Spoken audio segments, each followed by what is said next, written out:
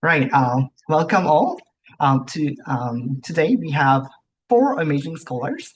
And Again, welcome to the second monthly Motivation Monday of the season. My name is Wonjun Cha. And my name is pronunciated as in one as in number one, June, May after June. And I'm co-facilitating tonight's event. I'm a fourth year doctoral candidate at The Ohio State University. My research involves examining how motivational frameworks operate in diverse educational contexts, how to utilize learning technologies, particularly large language model-based AI chatbots like ChatGPT and Copilot to motivate students, and how to teach educational psychology more effectively for pre-service teachers. Which is very relevant to today's session, so I'm very excited to co-facilitate with Molly. Hey everybody, I'll go ahead and introduce myself. Thanks Wanjun for getting us started. I apologize for my lack of video. I told a couple of people, but I'm coaching volleyball tonight and I'm on my work computer. So trying to do this from a school is real fun. So yeah, my name is Molly Taylor. I'm now a fifth year student at Virginia Commonwealth University in educational psychology.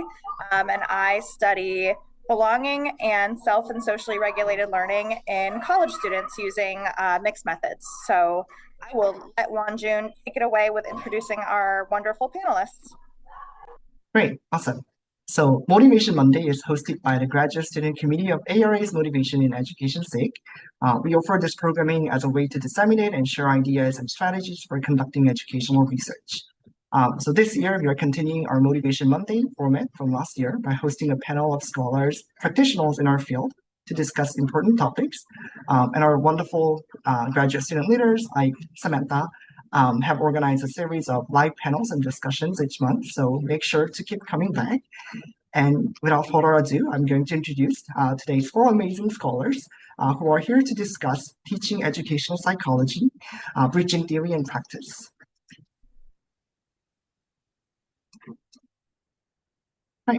Mr. John Shipko is an adjunct professor of educational psychology at the College of William and Mary School of Education in Virginia. Mr. Shipko holds an MEd in teaching English to speakers of other languages from the University of Arkansas and a BA in English Literature, Creative Writing from the University of Cincinnati. His current research lies at the intersection of language learning, motivation, and immersive virtual environments. He believes that novel experiences with computers can be a powerful motivating factor for a new generation of language learners. His dissertation explores using chatbots as conversation partners for language learners to motivate them toward greater language proficiency. Whether in the classroom or not, or out, John believes deeply in meeting students where they are and fostering growth mindset in them, using their culture and experiences as assets in the classroom and forging meaningful, lasting relationships with them. And Dr. Allison Master is an associate professor in the Department of Psychological Health and Learning Sciences at the University of Houston and director of the Identity and Academic Motivation Lab. She obtained a PhD in developmental psychology from Stanford University and a postdoctoral fellowship in learning sciences at the University of Washington. Her research on how social identity impacts motivation in K-12 STEM education has been funded by IES and NSF. She received the University of Houston College of Education's Teaching Excellence Award in 2022 and University of Houston's Teaching Excellence Award in 2024, one of the university's highest honors for teaching. She is passionate about identity-safe classroom climates, alternative assessment approaches such as ungrading, and sharing motivation research in ways that support intrinsic motivation and growth. Dr. Allison Jonglowski is a teaching assistant professor of learning sciences at Lehigh University. She earned a PhD in educational psychology from the University of Texas at Austin and was a postdoctoral scholar with the Center for Mind and Brain at the University of California, Davis, collaborating on a multi-institutional project developing and researching sixth grade math instruction with focuses on executive function development and culturally sustaining instruction. In research, she focuses on how people think about their own learning, centering students' lived experiences in context. In teaching, she prioritizes autonomy-supported practices, often integrating design thinking and project-based learning into classroom instruction. She cares deeply about supporting current and future scholars to use responsible and critical research methods. And our last panelist, Dr. Yaun Kim, is an assistant professor in the Department of Education at Sungkyunkwan University. Before joining Sungkyunkwan University, she was a faculty member at Florida State University. She earned her PhD in educational psychology from The Ohio State University and completed a postdoctoral research fellowship at Washington University in St. Louis. Dr. Kim's work focuses on understanding and enhancing student motivation and self-regulated learning, with particular emphasis on how students manage and coordinate multiple goals. She has also served as a program chair and chair of the Teaching Educational Psychology Special Interest Group at the American Educational Research Association. So again, we are very delighted and thankful to have you all as our panelists. And thanks for joining today's Motivation Monday.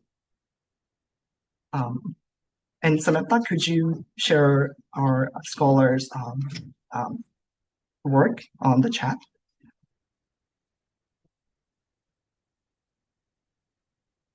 Or I can try to I can share their work.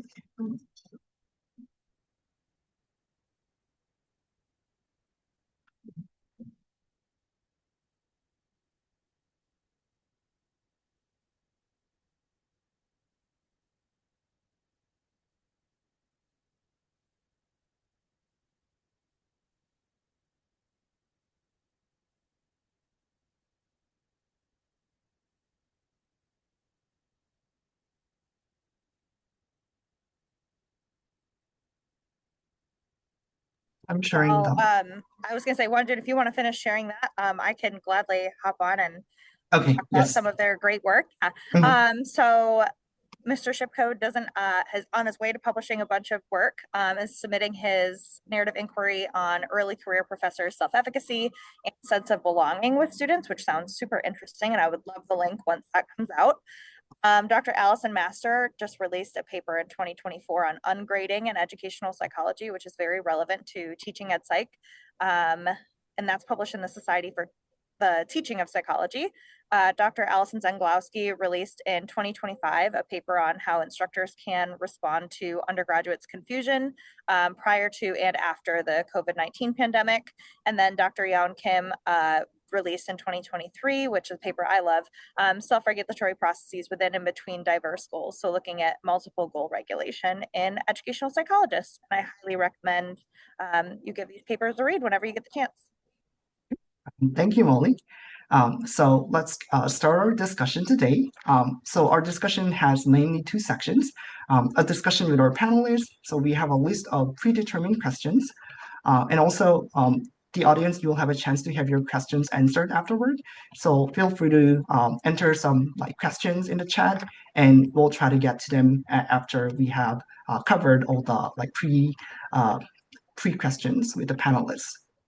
And the questions that we have shared with the panelists are, they are focusing on how we can teach educational psychology more effectively, both as an educator and researcher.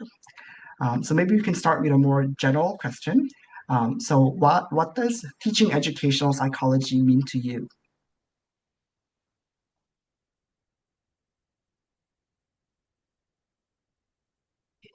Feel free to start anywhere, and then we can just move around sort of naturally.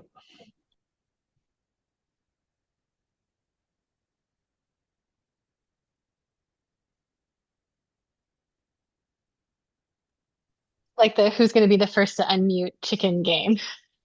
I will go first because when I started teaching educational psychology, I had never taken educational psychology before. So I felt a little bit like an imposter because my training was in developmental social, maybe also a little bit social psychology. So I didn't I didn't really know what I was getting myself in for, but I consider myself like the luckiest person in the world because basically I was teaching them all the things that I needed to be a really effective teacher. So, and the more I teach it, the more I incorporate things into my practice that I've learned while I'm teaching. And I think it's such a fantastic opportunity that we have to put these things into practice. And I feel like, educational psychology, it should be a mandatory part of all teacher prep programs. We should like be teaching this to all new higher education faculty members. I think it's, just this great cheat sheet for how to be more effective teachers. Yeah, I'll dovetail quickly with Allison that I think that teaching ed psych is both content and practice. And the more that we can make sure those things are talking to each other, I think both the more effective instructors we will be, the more effective learning that we can facilitate, and hopefully influence future teaching and learning as a result of that.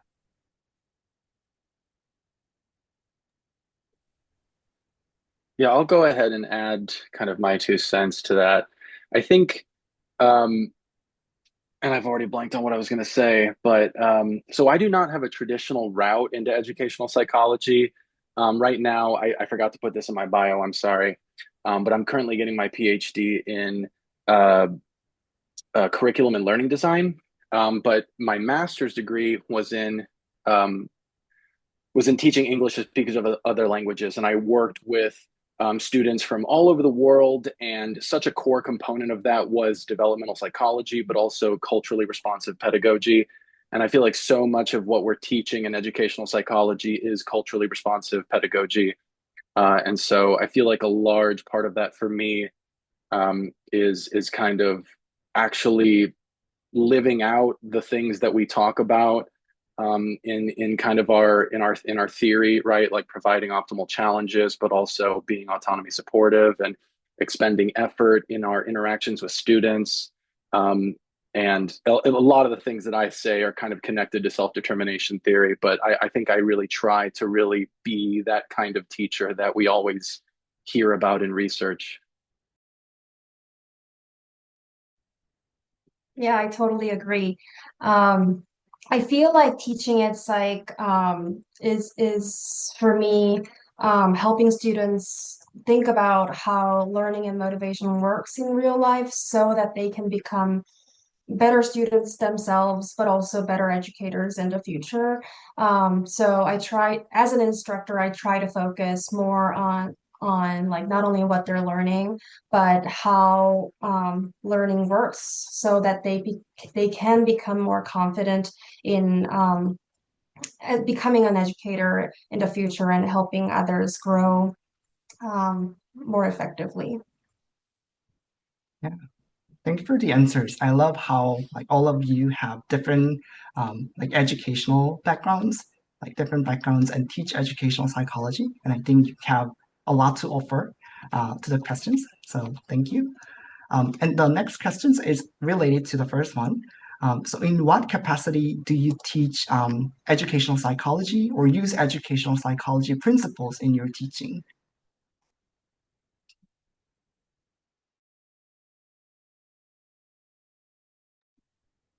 I guess I'll volunteer to go first since I kind of already alluded to this in my answer to the first question.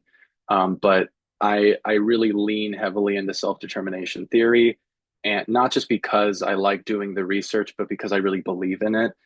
And so, and I've done some work for insert pre-service training, for kind of guiding pre-service teachers and how to use psychology to be better teachers. But yeah, I feel like it really comes down to supporting students' autonomy, supporting their kind of need for competence, their need for relationships. A lot of what I hear from students is that they really want to have these really deep and meaningful relationships with their teachers.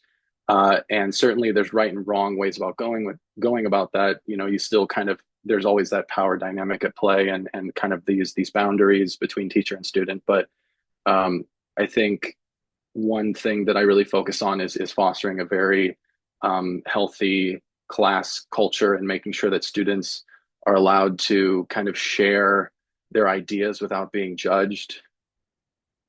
I don't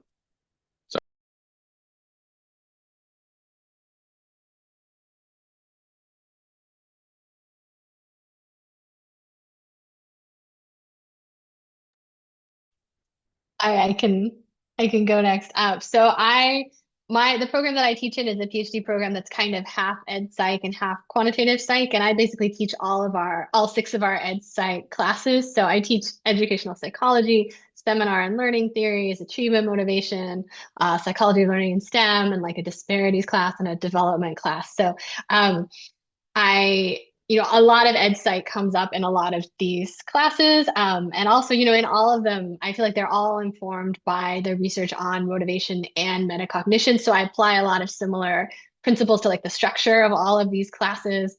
Um, and, I agree with John that like as a teacher, self-determination theory just really resonates in how I approach designing my class. And for me also, growth mindsets, my PhD advisor was Carol Dweck. So it's like, it's like a life philosophy for me at this point. So I work really hard to make, a motivationally supportive classroom climate that's identity safe. And we do a lot of metacognitive things, like we do a lot of retrieval practice and metacognitive self-reflections, but we try to do them in like really fun and authentic ways. Okay, I'm not able to distance myself from the other Allison at all. We're the same person. Um, so in my context, I created a new learning sciences minor for undergraduates at Lehigh. And so I am also teaching all of the classes that are in that program. And of course, in shaping it, I thought a lot about lots of different areas of ed psych that might be relevant to students. A little bit different is that we're trying to draw students from interdisciplinary, from all colleges. So we have students from engineering and business and College of Health and all of these other places, and trying to think about how to make sure that students who wouldn't necessarily think about like learning sciences or ed psych, how they can see these contexts as really relevant and applicable to them in their current lives as students, and also in their next steps. So I think very similar to both John and Allison, that definitely shaping, using theories of motivation and other effective learning principles in my teaching practices. And I think one of the things that I've also been thinking a lot about when it comes to teaching is really trying to help students develop their own intrinsic motivation or their own want to learn, to see how these things are really relevant to themselves. And so I've also been doing a bit of ungrading in my classes to really try to be more in line with my philosophy around teaching and learning, that learning is really a process and not a product. So that's also been, kind of a fun new space to enter into with students. But it's been nice to have a bit more values aligned in my perspective. Yeah, so for me, I've taught Intro to Ed Psych, research methods. I think that one of my favorite courses that I taught is the Learning to Learn course, which really focuses on, helping students learn how to learn, different types of learning strategies and motivational strategies. Right now, I'm developing a learning science course, and I have to integrate AI into my teaching, so that's a big challenge for me. So I'm kind of like thinking a lot about how am I gonna teach differently as we are entering this new era, I guess, and how I'm gonna integrate AI into my teaching, because my current institution is really pushing the instructors to actively incorporate AI into my teaching. So, and that has been really different from my experience before, where I was at FSU before, where it was more, I guess I was teaching more in a traditional way. And, sometimes I would tell students to, at the beginning, I told my students not to use AI for their homework. And now I'm in a place where I'm actively encouraging them to use AI. So, yeah, my teaching is also evolving. And I think that's one of the principles for my teaching as well, that I try to, change things around and, try to tweak things based on students' needs and contextual changes, I guess. Yeah, Dr. Kim, like your sharing of the like how you should integrate, how you're trying to integrate like AI into like teaching educational psychology or like learning sciences is interesting. I think I may follow up at the end of the like predetermined questions because yeah, it is like challenging at the same it's challenging, but at the same time it has I think has great potential. And thank you all for sharing your insight. So like I think one of the challenges that educational psychology instructors have is that we have to practice what we preach. So like it's love to hear that like you're applying like self-determination theory, metacognition, growth mindset, intrinsic motivation, and ungrading all those principles into your own teaching. Um, okay, and the next question is also related to the previous one. What is one of your favorite instructional activities for teaching educational psychology?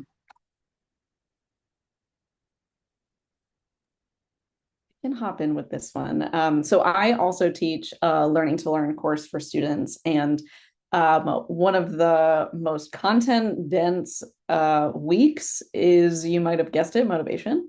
Going through lots of different theories, and generally my approach with it is wanting to teach them that it's great to have a toolbox of different theories that you can rely on, because you never know what things might be helpful for you in the future. Maybe you're managing or collaborating on a team and other people, aren't motivated by rewards or things like that.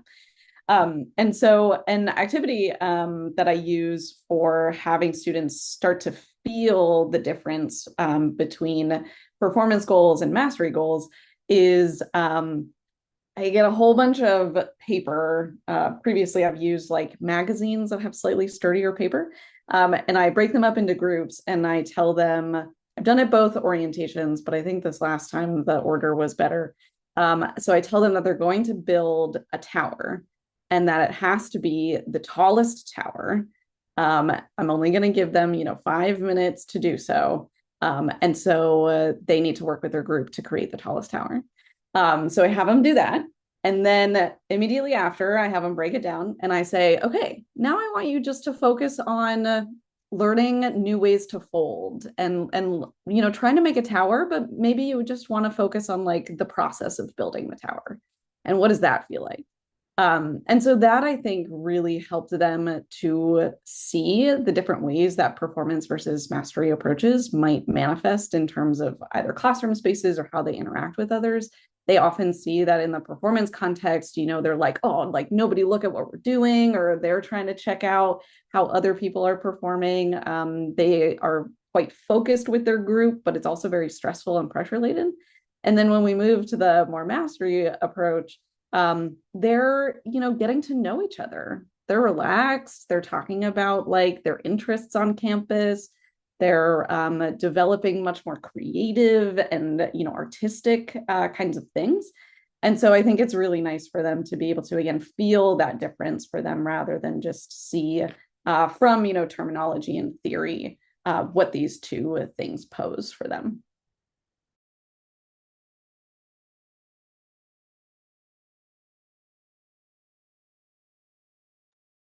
I can go next.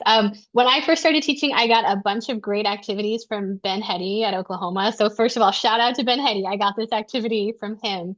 But it's for when we're talking about self-efficacy and having students reflect on the sources of self-efficacy in their own experiences. So in different classes, I do it with different things. Like in the ed psych class, we do an ed psych trivia game. Other times it'll be like building Lego sets, and some you either have like the instructions for the Lego set, or you just have the box but no instructions, or you don't have anything and you have to build Legos.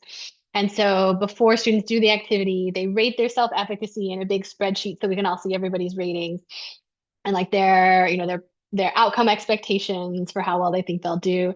And then we have a role model start the activity and demonstrate it, and they go back and rate again. And then we do the activity for a while, so they have a little bit of personal experience with it.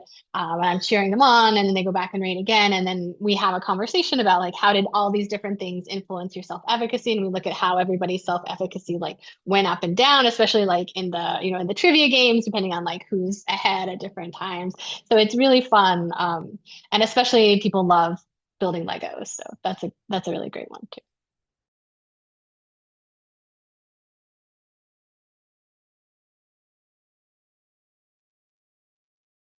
I think my favorite activity in the classroom is also a graph format where I ask students to monitor and track their own motivation, how it changes throughout the semester. So sometimes I do it weekly, sometimes I do it even like every 20 minutes within a class to really like demonstrate how motivation is fluctuating and helping students to think about like why it has been going up and down. And then for my online students, I think I always have a harder time with um, online teaching activities because it's so limited. Um, but one thing that I am really relying heavily on is I try to create like a digital profile for each student in like an Excel file just for myself where I really, record their characteristics or progress they have been making and then actively incorporating that to my feedback to students. And I found it really, really helpful. I think it really really helped me to situate my feedback in the context of growth, not just in the context of that specific task but also like, oh, you've made more progress on this aspect. Well, I can see that you're improving in this aspect, and it also helped me to be more specific in my feedback and help them feel like I know them better and kind of the more personalized feedback. So I think for online students, that has been my favorite. So I might sound a bit old fashioned here, and maybe it's because of my background in writing and teaching English. But to give some context, it's an undergraduate level course that I teach. It's a 300 level course, but we recently made it a like a liberal arts foundational course. So we have students from all over the university taking this course. Lots of freshmen. I think this might be the most freshmen we've ever had in this course this semester. And so, what I really focus on is cultivating a process, kind of what Dr. Zengolowski said, is cultivating a process for thinking and writing at a very deep level. And what Dr. Zengolowski said of teaching them to foster their inner motivational resources. I something that I really enjoy as a writer is sharing my process, sharing these things that are not obvious about writing, to take a thought that you have for 30 seconds and to really sit for it for 30 minutes, to write something that's really bad, to just all these kind of unwritten rules around how to develop a process for thinking really deeply about things. And so my favorite part is kind of really reading through and engaging with students writing. And what I find from that is then they come to class, and when they've done their writing and they've done their reading, we're able to have these discussions that really hit a very deep level. And we can get to some really nuanced things where at that point I can have the students lead the discussion, and I almost don't have to do much lecturing at all. And that's what I really enjoy. Thank you. Yeah, I'm very busy taking notes, all these great ideas. I'm gonna definitely use this when I'm teaching like motivation. Yeah, and I love how your instructional activities are like are student-centered and autonomy supported. You're not just teaching what performance versus mastery goals are. You're making them feel what they are. So I think they're really great. So thanks again for sharing these great ideas and activities. And the next question is, what challenges have you encountered teaching at Psych?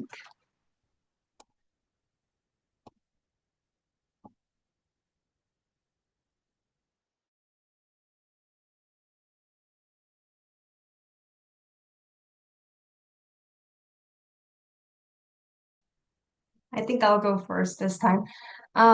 So I think for me, especially when I started teaching as a graduate teaching assistant, I think my greatest fear was actually English because is not my first language, and I think I was kind of afraid of just making mistakes or not being able to understand students' comments or like I don't know, sometimes just like facing biases that students have. And I think that especially at the beginning of the semester, like even like my name is really international. So like some students kind of like already have a, you know, assumption that that they have coming into the classroom. So like especially at the beginning of the semester, I felt like I needed to prove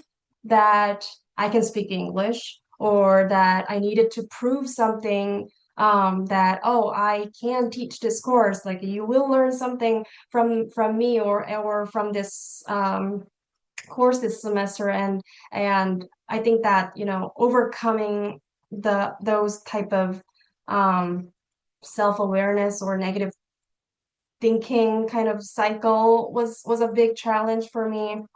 um I think that as time passed, I made more connections with students, and you know later I realized that it was not a big deal, but like at the beginning it was like nerve-wracking, and I was always like so just like so I don't know, I was so afraid. So I think, thinking back, I think that was my biggest challenge just in general, like teaching in the classroom and standing in front of students. Yeah.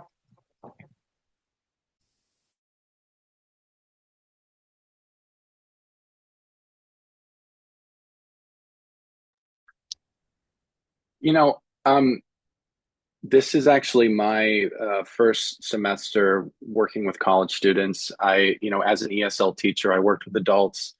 I've worked with really young kids. I've taught middle schoolers. I've worked with almost every age group. And I think there's also just a lot happening in the world right now. But something that I find really the most challenging, it's not so much teaching ed psych because um, I think there's certain aspects about teaching, which is, being at the front of the room and all those things, those are challenging. Those are all things that we kind of have to navigate. But for me, it's really the students' emotions that they bring to class.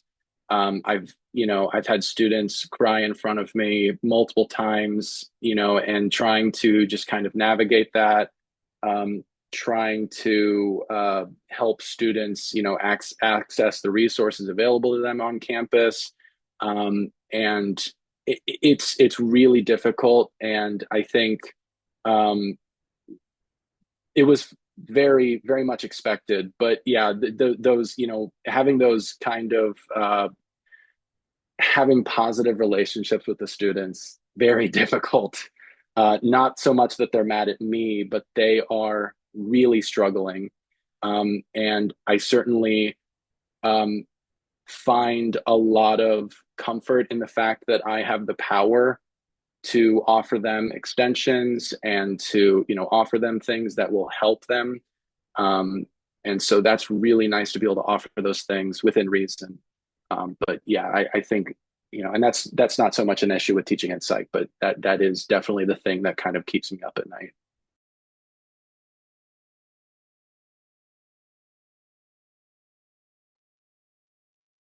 I think for me, one of the biggest challenges has been sort of tempering my like idealistic beliefs about how I can apply these theories in brilliant ways with like the practicalities of students and what they actually really need from me within the classroom.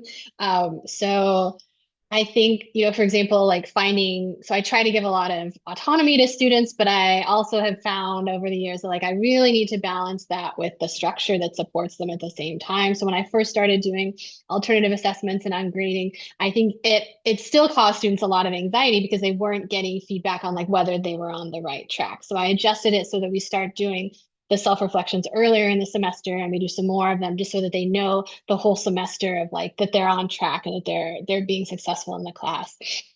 Also, when it comes to things like praise, there's research about how we actually don't even really need the praise, just focus on the feedback. But I'm also realizing that when you do that, you also have to have really explicit conversations with students about why you're doing that so that they understand and they're not like anticipating getting lots of positive feedback and lots of praise, because suddenly the absence of that communicates something very different than what I intend to communicate with it. So I think you have to be really careful about that. And I've also realized that I need to be a lot more explicit when I talk about things like growth mindset, that I need to like say it all the time. I need to say it like early. I need to say it often. I need to keep reminding them just so that it's always in their minds of like, this is why we're here. We're here to learn and to grow. And that's what's really important in this classroom. So I think I've learned to be a lot more structured and intentional about how I put theories into practice.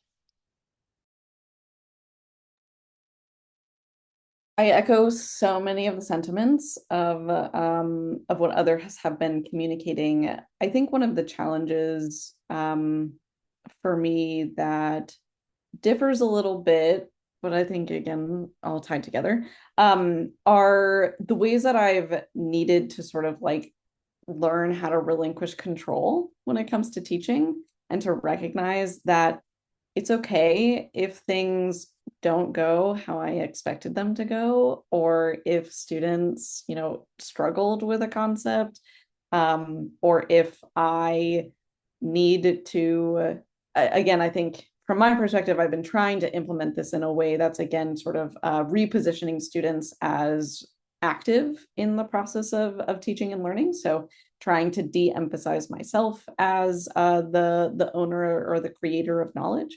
And so really trying to imbue a lot more active engagement. But sometimes that active engagement is really hard to facilitate. Sometimes students are a little resistant.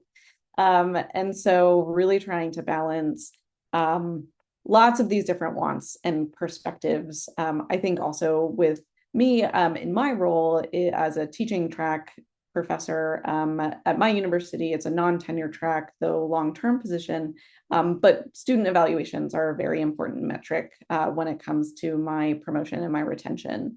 And so that's another thing that's always in the back of my head is what I know are effective things for learning sometimes are things that are uncomfortable or that students don't really like.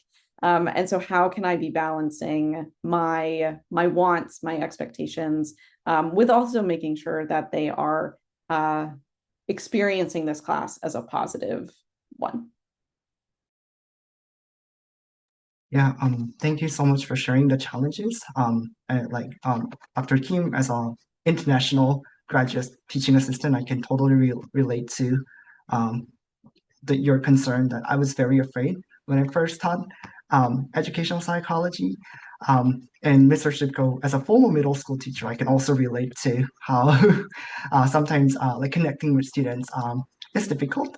And like we need to like help students access the resources.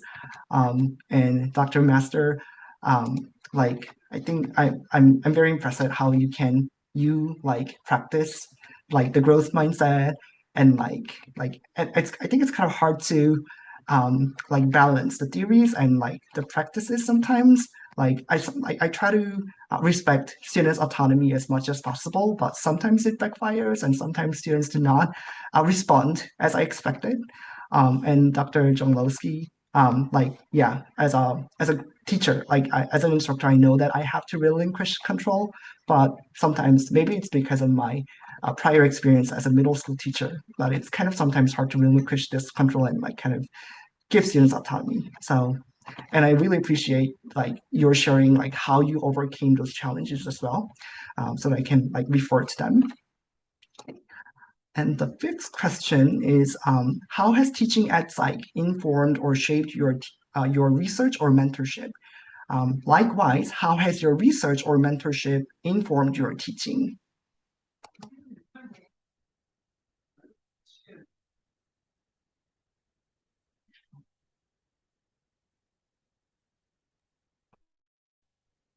I'll be brave and go first on this one. So the article I'm trying to get submitted right now is a narrative inquiry, so it's qualitative on early career faculty members teaching self-efficacy and sense of belonging or connectedness with students. And there was a really great presentation at AERA by Dr. David Morris. He talked about, well, which influences the other. We don't know kind of what the relationship is causally, but I think what I think a lot about when I teach is, if I kind of really amp myself up and I really do my best, like, is that going to lead to better relationships with students, or is the relationship with students going to be better for my teaching? And again, I think there's a definitely, you still have to keep kind of very strict boundaries, and you can't give students too much, because you're still, they're there to learn, you're there to teach them. I'm probably explaining this horribly, but I think that the work that I did for that study really informs how I approach teaching now.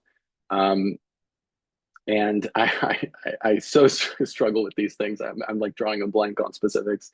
But I think that study was really useful, specifically, being early career, still working on my dissertation, getting to interview other early career professors about their work and about how they form relationships with students. I think for me, something that I really hold on to, is something I learned from that study, is that, when you have these intrinsic reasons for becoming a teacher, that, you really believe in education, and you enjoy teaching, and you are there for the students, and you care about learning, so many aspects of it become so much easier.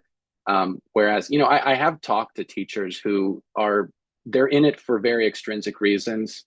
And they can very much struggle with some of the day-to-day operations of the job. And so it's more of a correlation than causation. But I think a lot of the things I learned from interviewing those professors really helped me when I kind of started teaching in that role.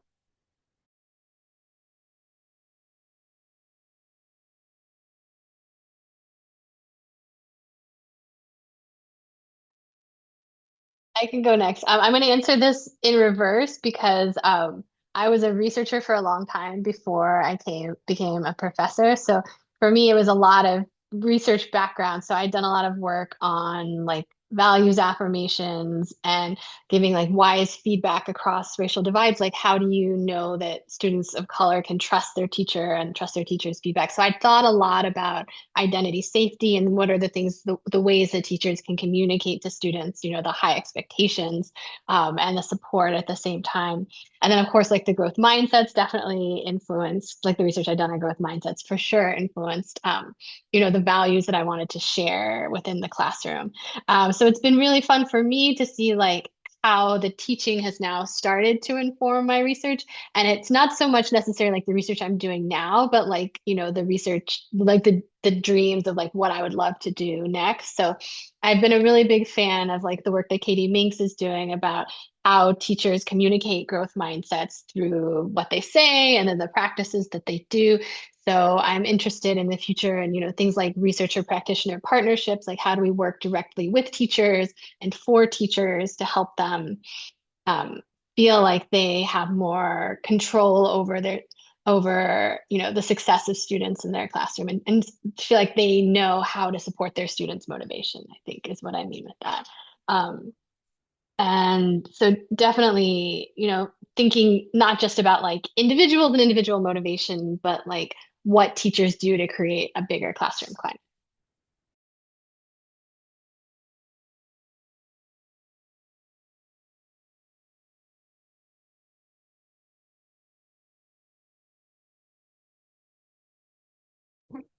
I can go next.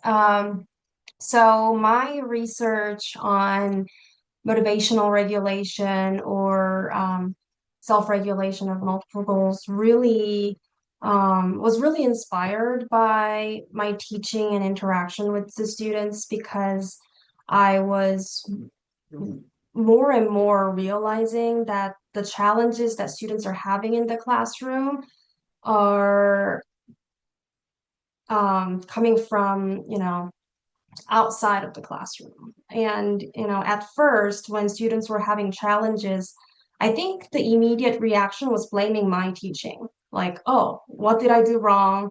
Why are they not understanding, or why are they not following? What can I do within the classroom, inside the classroom, with activities? How can I help them?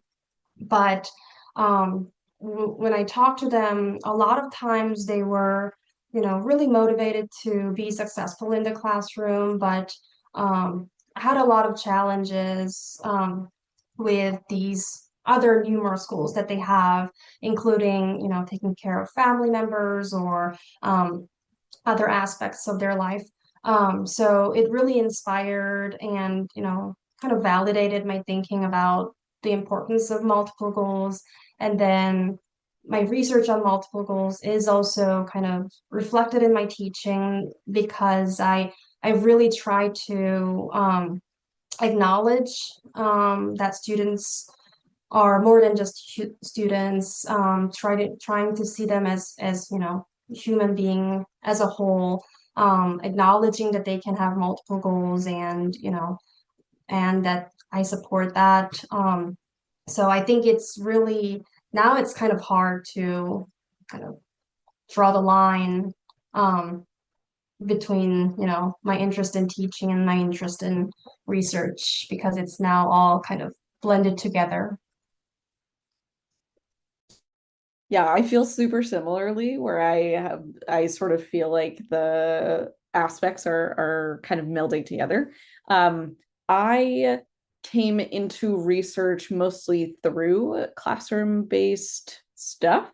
So I very much see action-based research, or doing research in the classroom, as sort of the foundation of how I think about, or what I think about, or what I care about.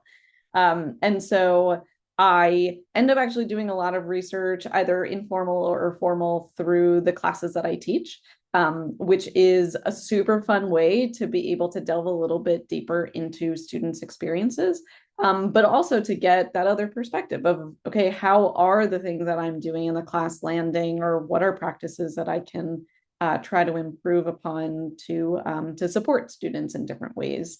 And so I think that being able to do that has helped me to grow as an educator, and has also helped me to hopefully be a more effective researcher, as well as mentor, in being able to guide students in ways that, how they can explore what they want to explore. Um, and and I think also from the instructional perspective of being able to tie in what I'm learning from the research to my practices. So giving a little bit more intentionality, and really, again, rooting in recognizing how important these varying experiences that students have, how they think about their learning, can help me to, again, try to relinquish that control a little bit, knowing that everyone's going to experience my course a little bit differently. Awesome. Thanks, guys, for answering a nuanced question. I think the nature, as you guys said so eloquently, the nature of EdPsych is that it blends into teaching and mentorship and research so flawlessly.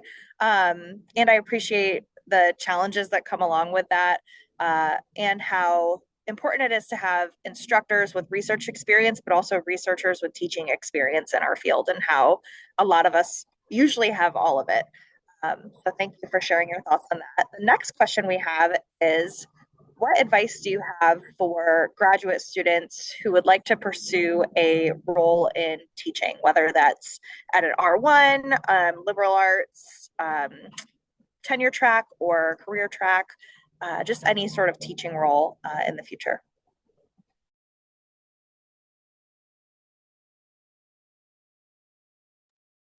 I think you're all going to be really surprised that I say growth mindsets.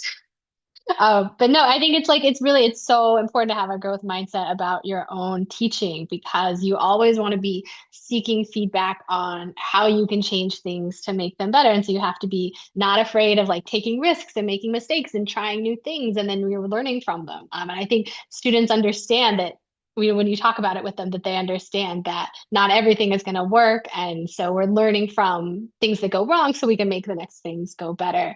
Um, and so, for example, like when I was trying to start with like alternative assessment and ungrading,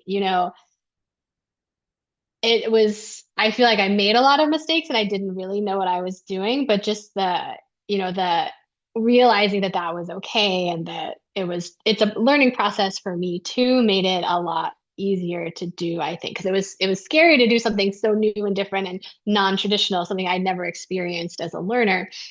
But it's so much less scary when you put on your growth mindset hat and you're like, okay, I haven't figured this out yet, but that's okay. I can do better next time.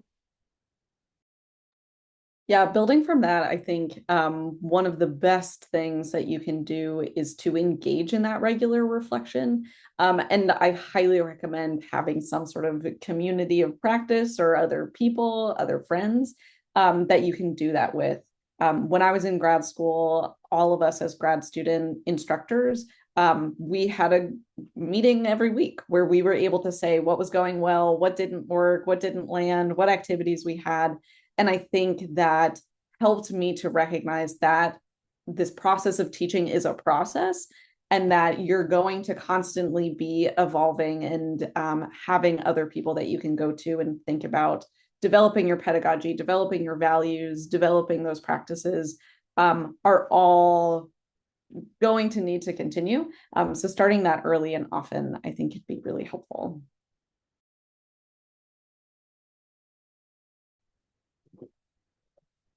I agree with all of that. And one thing that I want to add is when I talk with graduate students who are teaching, I feel like they're really, really focused on, preparing the content, making that PowerPoint slides, perfect, and, thinking about how I'm going to explain this concept, seamlessly, and, all about, preparing that, delivery, or, how am I going to explain things, my PowerPoint.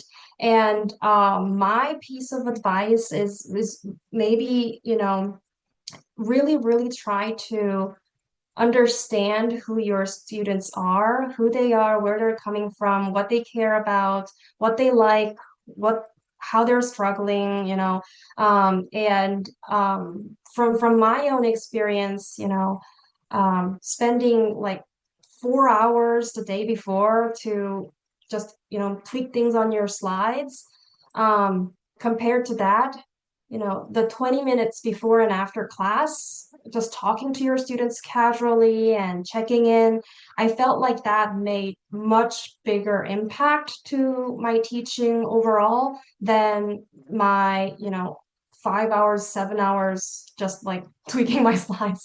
And I think that, I started that way too. Like I was just like, sometimes I wrote a script to prepare myself, like, okay, like I'm gonna time myself, can I do this in an hour? It's like I was really, really focused on that script and PowerPoint slides and all those things.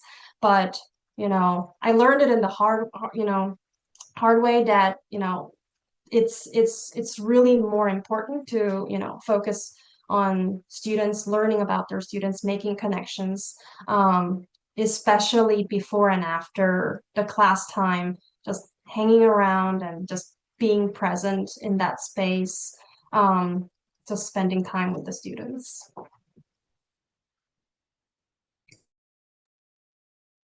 I really appreciate what Dr. Kim says. So as a graduate student who's in their first semester as a professor, I resonate with all of that. And I think that I was able to learn a lot of important lessons teaching English as a second language to adults, um, because that entire class, 90% of that class is getting to know students, understanding where they're coming from, understanding why they need to learn English, what they're going to do with it beyond my class. Sticking around for 20 minutes after class to talk to them. Um, those are, and I think the advice that I would give is to just completely be yourself.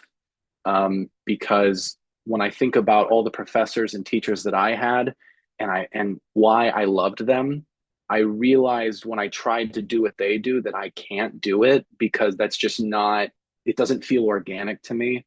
So I can really only be who I am and teach in the way that feels very natural to me. But I do find it very important to kind of give time to students.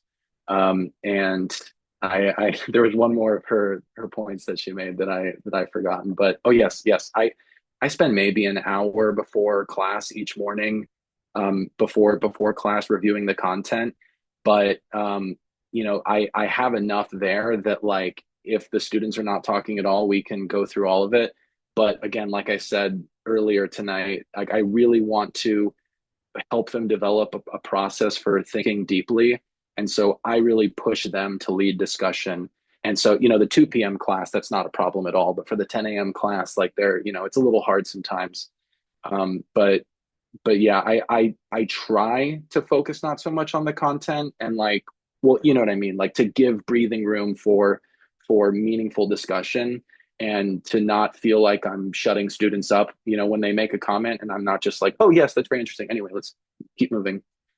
So I try, and I think that's something also that I learned from learning how to do qualitative research and interview people is that you have the script, you have the plan, but you also know that it's okay to like depart from that.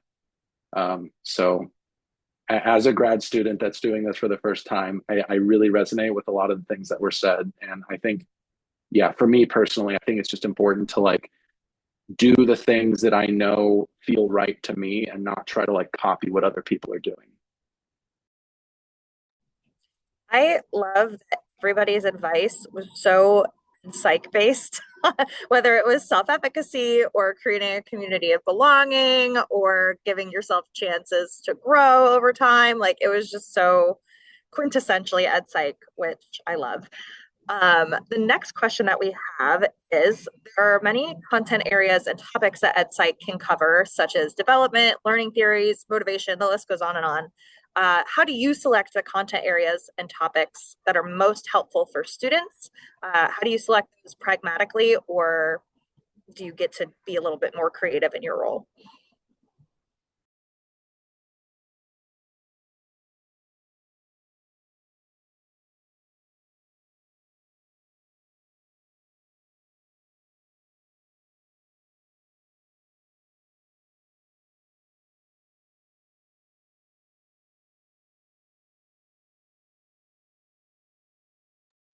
Yeah, I can kick us off.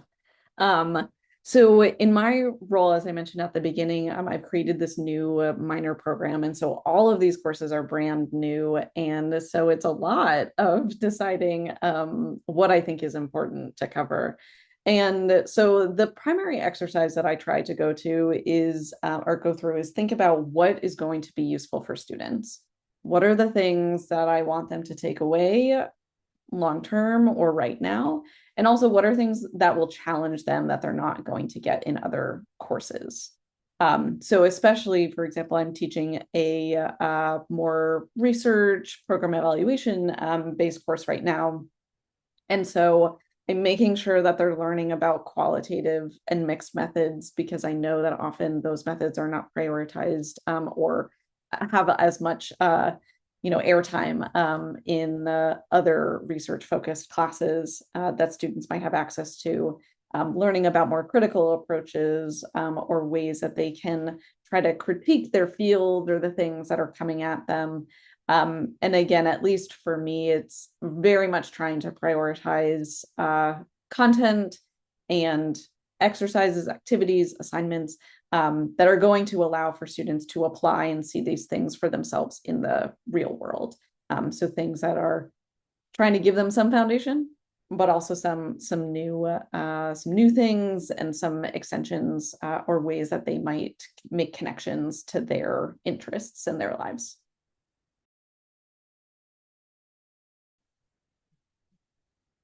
I think this is a tough one. And as an early career, I also don't have the answer. And I don't know what is the best set of topics for students. And I think that I kind of try to find a balance between what students want to learn or what I want to teach. There's always, my favorite topics, students' favorite topics, what's fun, what's interesting.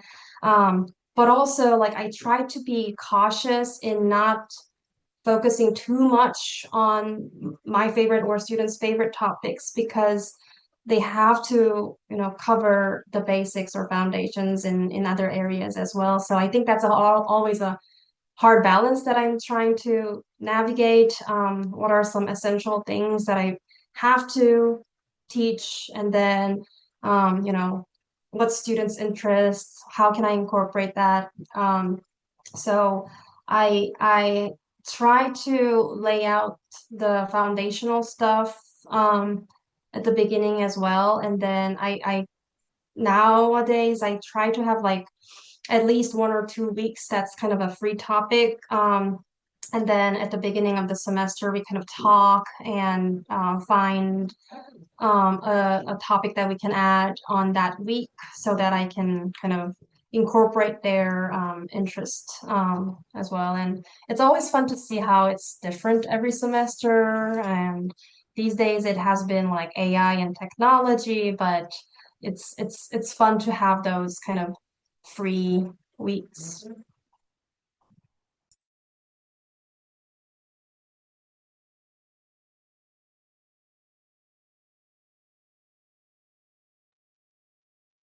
Is everyone else? I'm sorry. Is it on me now? Okay, sorry.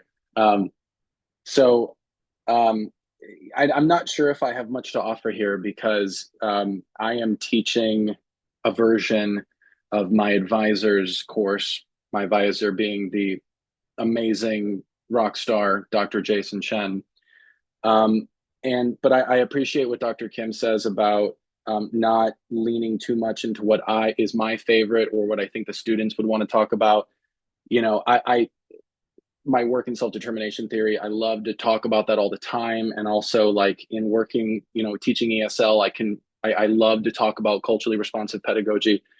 But there are some lectures that are really, really intense and tough things to talk about. We have a lecture on race, we have a lecture on gender equity, which are really hard discussions to have. And I think again, it just goes back to the way that Dr. Chen has designed the course to really challenge students to think and speak and write about these really nuanced topics at a really deep level.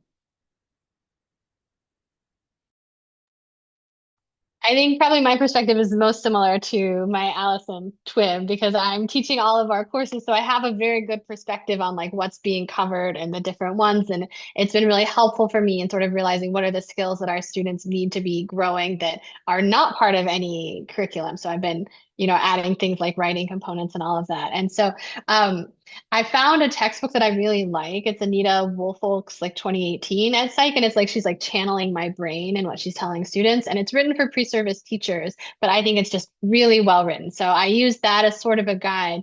But I do two different, so it covers, the basic learning theories like motivation, self-regulated learning. But I mean, two tweaks. And one of them is like the second week of class, I do like a greatest hits of the semester class. And I call it tools for success, but I might change it to learning to learn because it's exactly that. It's like, let's do all the greatest hits that we're going to talk about this semester of like the tools that you need that are going to help you study better and learn better, retain information better. So I do that. And then I do our week on identity right up front near the beginning of the semester. And like John said, like these are really hard conversations to have. It's a really challenging class, but I also think it's really important that students have that critical perspective as we go through all the actual research studies and we can talk about like who are the researchers, what are the questions they're asking, who are their participants in a way that we're paying attention to identity throughout the whole class. That's awesome. Love how everybody noted that their content didn't come from nowhere. And it's not just about us, even though we have our topics that we love to teach, but it comes from students, it comes from professors who made the course before us, it comes from textbooks. And there really is so much to work with out there that the dream is to teach all the courses all the time. But I think what Allison and we're saying is it really depends on what the students need and what the best course of action to give the content you can. So our next question is what do you think are the best ways that we can examine, assess, and improve the effectiveness of the ed psych courses we're teaching? So thinking about how we can determine whether what we're teaching is working or helpful and how we can improve their effectiveness. What strategies do you use in your classroom? I will gladly respond first to this. So something that I noticed in my study on early career professors was that across the board, they hate student evaluations. They think student evaluations are useless and that they love the class or they've got an axe to grind. And I'm really don't want to believe that that's true. And I really want to use student evaluations to shape um, my teaching. And maybe I'm too idealistic. I don't know. And maybe I just had a really poor sample. I don't know. But the feedback that I've gotten from students about my teaching, and we did like a very informal mid-semester course evaluation. I thought that the feedback that I got was really useful, and I want to believe maybe students maybe just need some priming on how to give feedback to teachers. I don't know. I don't have the answer there. But for me, I do really rely on student feedback to improve what I'm doing. And so far, I believe that the feedback I've gotten is genuine. I'm not sure where my participants were coming from exactly. I don't know. But yes, I think that we should reconsider student evaluations as a valuable form of feedback, and maybe students just need to be given some kind of primer lecture on how to give evaluations. I'm not sure. I totally agree about student feedback. I also heavily rely on student feedback. In addition to the mid-semester feedback, I always do exit notes where it's just like a post-it notes that they can write and then put it on the door as they go out. It's anonymous. They can share their thoughts about what was good, what was not working in the class, and I appreciate it a lot because it's immediate. You can get feedback right away, specifically for that week. And it's also more casual, so students are more likely to share their thoughts, and I can make immediate adjustments for that. Um, so I've been really heavily relying on that, and you know, as a self-regulated learning researcher myself, I always try to practice self-regulated teaching. So I think that really helped me to improve the effectiveness of my teaching, where I'm, you know, planning and then monitoring and then also like doing a reflection of myself and also getting feedback of my students to constantly like think and monitor how it's going. And really, I think the key for me is adjusting constantly and not waiting until the end of the semester to realize something that, oh, I could have made a tweak. I didn't know that. So yeah, that's for me. Yeah, I definitely agree that the student feedback needs to be like formative assessment, not summative assessment. Um, and I also do the mid-semester feedback, and then I mix up the exit tickets. Sometimes it's about like what were you confused about today, or like what was the aha moment. But I also find that when I make students do their self-reflections for the ungrading system, I get a lot of feedback sort of indirectly from them about their experiences in the class and what's working for them and where they're struggling. So that also like adds to all of this sort of formative feedback. And then I'm also really privileged to get to have them semester after semester in our PhD program. So I can see their growth. I can see them becoming better writers. I can see them becoming more comfortable presenting and talking about research. So I can sort of see the effectiveness on our program as they progress through it. Yeah, echoing all of that, Allison actually had posted like exit tickets and some other materials on one of the social media platforms. So I've definitely taken and made use of those, which are really excellent. I think the one extension that I have is that for me at the end of each unit with, at least with this Learning to Learn course, the assignment is focused on having students apply these ideas and create something that's relevant or helpful for them in their life.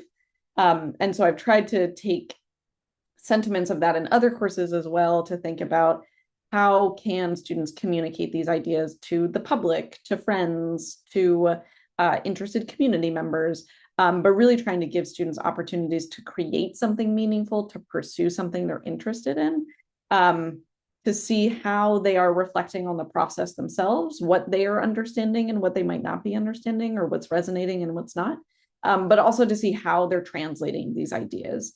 I think that to me is a really effective mechanism to be able to discern, okay, what's landing well, what's not landing well, and what are things that they are really able to make sense of and not.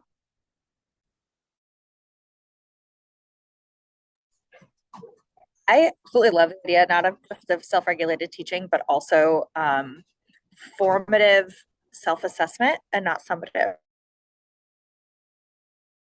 Teacher given feedback strategies to students themselves sounds really interesting, and something we should probably research. So our next second to last question is, how do you integrate, or how would you like to integrate critical or social justice oriented perspectives into EdPsych courses? And what sorts of challenges would you encounter, or do you encounter, when you navigate those critical perspectives in teaching?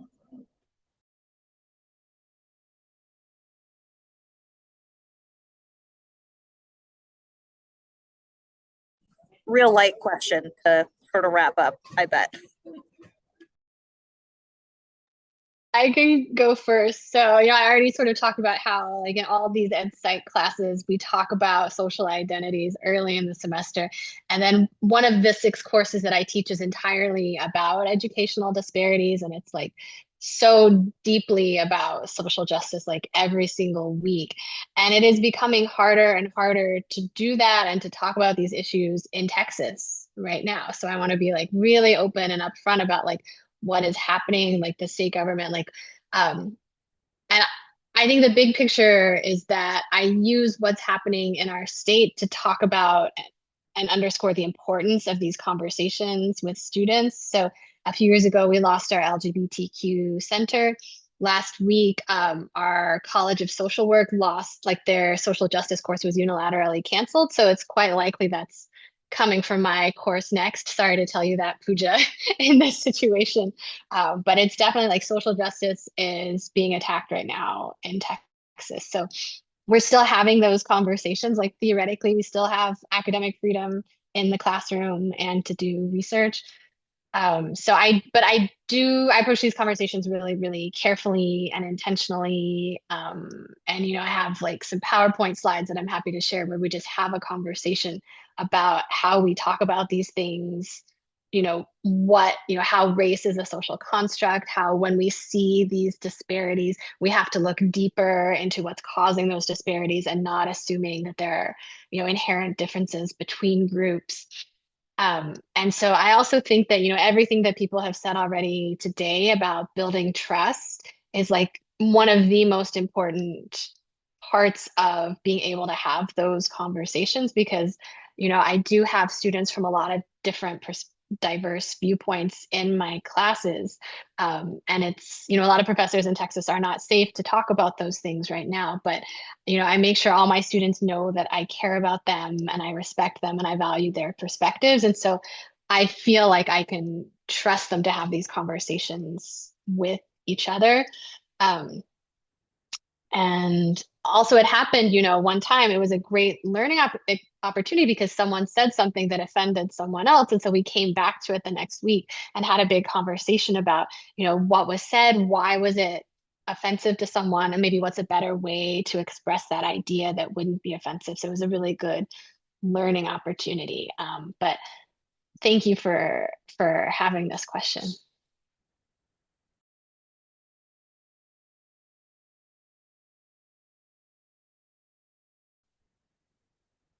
Yeah, I had a similar challenge when I was teaching in Florida. Um, right now I'm teaching in Korea, so it's a very different context, but it was because of the restrictions that I had creating the syllabus and, not being able to use certain words or theories in the syllabus. I kind of shifted my approach to just, rather than having like a whole week or 2 weeks to that topic, just integrating that throughout the semester as an ongoing theme. So we visit that idea as we talk about motivation, as we talk about classroom assessment, as we talk about the learning environment, and just as a consistent component of different topics instead of just dedicating a specific unit or week. Because I couldn't really integrate that into a formal syllabus. But I think that, the challenge is also that fear, both from the students and from the instructor, and oftentimes kind of everyone being so cautious and careful that the discussion is oftentimes pretty, surface level, and it's hard to go in a deeper level.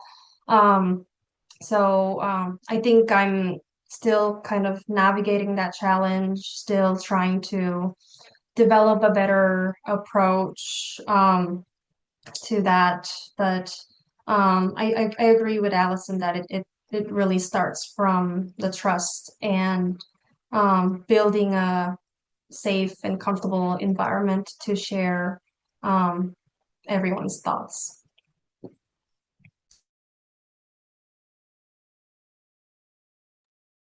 Yeah, I integrate a lot of similar topics, content in my courses. And I think similarly to Yun, that the primary component that I have been navigating increasingly over the years as these, I didn't feel this way necessarily when I was first teaching, but yeah, now having more concerns about sort of like, well, what does it mean for me to say this thing? Or what if someone responds or reacts negatively?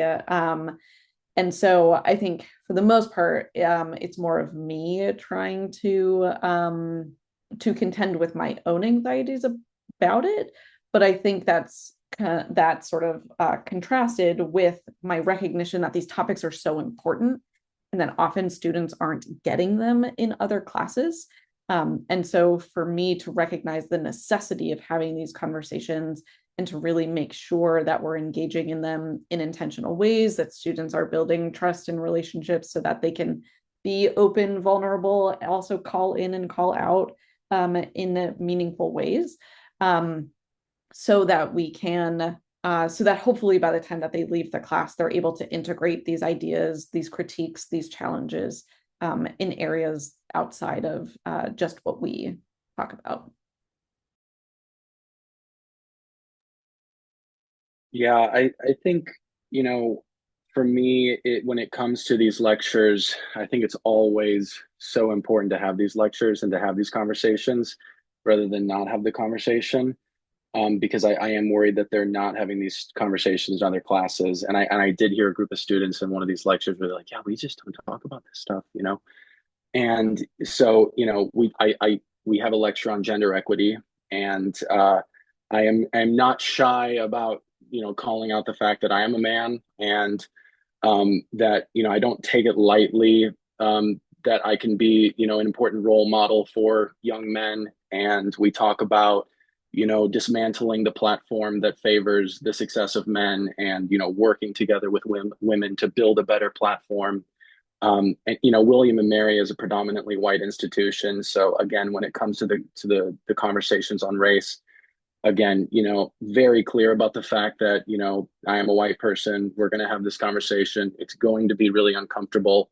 We stress kind of, what does white saviorship look like? What does white allyship look like? What are things that you can actually do? Like, we talk about microaggressions, but also micro interventions. And it's, I think, yeah, just not, I think for me, these are really tough things to talk about, but I think especially because of who I am, it puts me in a very unique role where I can kind of be sort of an important role model for my students, and show them that, like, no, these conversations are important. You do need to learn how to have them. Yes, they're going to be very uncomfortable, but and if that, I'm not thinking for a second about how that might affect me or my ability to get a job. And maybe in the future I'll worry about that. But at the moment, I think when it comes to, especially being a grad student, teaching a class that is not my own, I think it's important for me to really own those discussions and really acknowledge, where I'm coming from, and that, that being at William and Mary and the fact that they're really probably not having these conversations elsewhere, that it is important that we have these conversations. And I think William and Mary very much wants us to have these conversations. And in Virginia, I think the politics are still in favor of having these conversations at the moment. I really appreciate everybody's advice and perspectives on these critical issues that are affecting all of us, especially in states and in counties that don't support it in our teaching.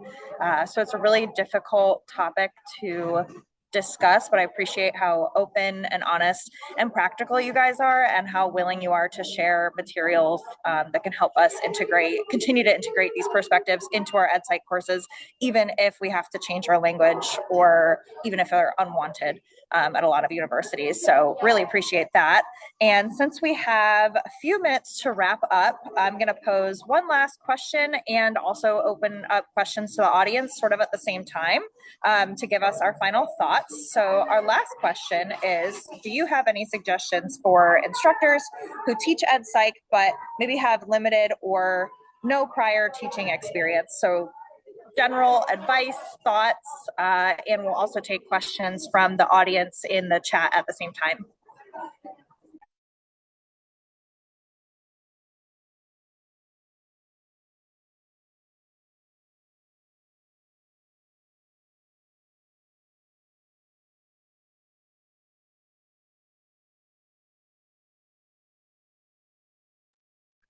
I guess as someone who is, again, doing this for the first time, it's really, and I believe other panelists have mentioned this, is just absolutely throwing yourself out there, not being afraid to make mistakes, doing what you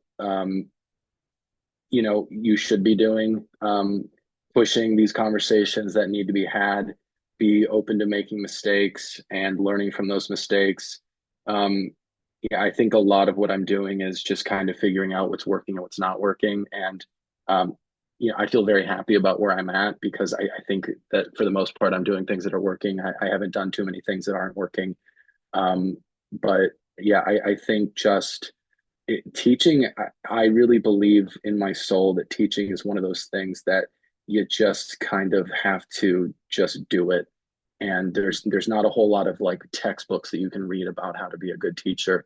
We read William James's talks to teachers, and James says that, to know psychology is no guarantee that we will be good teachers, right?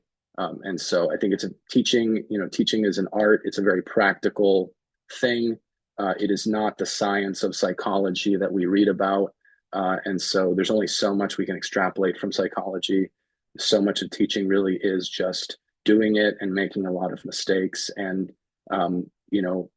being given the grace to learn from them, because certainly I know at William and Mary our students have very high expectations. So yeah, it's I guess it comes back to having that kind of clearing the air with students, having good relationships with students, knowing that if you make a mistake, that you might also give the students a little leeway on their assignments. So yeah.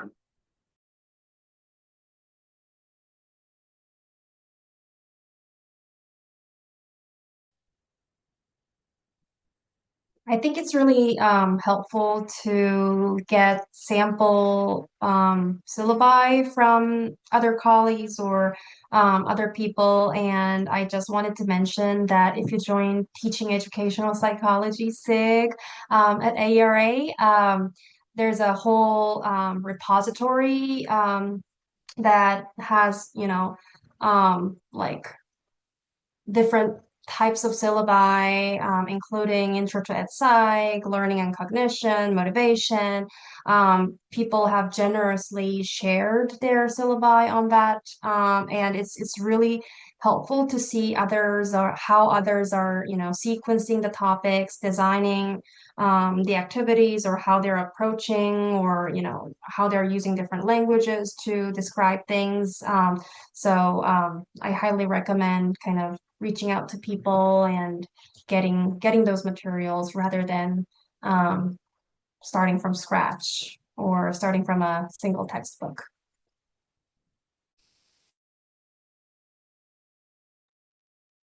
I agree with everything that's been said. And also remembering that like there are many different ways of being an effective teacher. So I think at first I was intimidated because I'm kind of like a shy, quiet person. I was like, I'm not a big performer. Like, are my students gonna, is that gonna impact me as a teacher? But there's so many ways, and just the fundamental thing is just connecting with your students and building that trust starting from day one. So I think one of the things I've done to do that I recommend everybody do is that instead of like starting on day one by talking about your syllabus, you flip it and you just start by discussions where students get to know each other, and we start building those connections like the first thing when you walk into the classroom, and then you can talk about the syllabus later. But like as long as you're prioritizing the really important things, everything else can grow after that. Yes, echoing all of that, I think a really important part in this process is figuring out who you are as a teacher and what is your pedagogy. So I think being able to take time with that, to make intentional decisions based on your values, your understanding, your expertise, also being able to experiment of what went well, what didn't. You won't be able to get everything right on the first try. So I think the important part is to keep making iterative improvements with that. One resource, which I'll put in the chat, when I first started teaching, was this lovely book by Dr. Becky Thompson called Teaching with Tenderness Toward an Embodied Practice.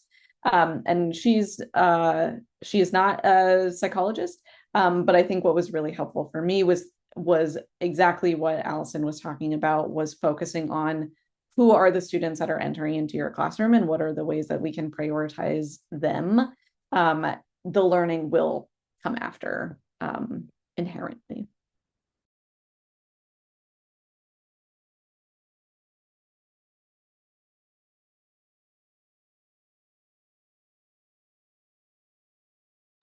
Awesome. Thank you guys so much for all of your great perspectives. I know we're starting to get close here on time, and I don't see any questions in the chat right now. So if we have any questions, I'm sure everybody, we'd be happy to field them as the Motivation SIG grad committee. If you'd like to send us questions, this recording will be available as well. So we'll have plenty of time to review it if you did not get to stay the whole time. And thank you so much again to our panelists for your thoughtfulness, your intention in sharing these wonderful perspectives and materials. I've learned so much, as I'm sure a lot of other people have. Yeah, as Jan said and as Allison said, literally learning so much from y'all all the time, but especially tonight. Thank you, Allison, for sending that practice by Becky Thompson. Love her. And yeah, does anybody have any final thoughts or questions for the night? Awesome. Then I'll give it over to Wonjun to talk about logistics moving forward for next month's meeting. Yes, thank you so much, Molly. And thanks again, our great panelists, and thanks again for the audience as well. I have learned so much. And our next Motivation Monday is on November 24th, and we're going to discuss researching in unprecedented times. And I think it's very relevant that we have to what we have discussed. And we also have the writing group in collaboration with Division C, Complexity Theory SIG, and Teaching Educational Psychology SIG. And we meet every Tuesday mornings at 10 a.m., Tuesday evenings at 7 p.m., and Wednesday mornings at 9 a.m. So if you're interested in, please join us. And as we close, I want to again thank our panelists for their insightful and enriching conversation. And I hope you have a great day and great rest of your day. Thank you. Bye, everyone. Bye. Thank you so much. Thank you. Hi.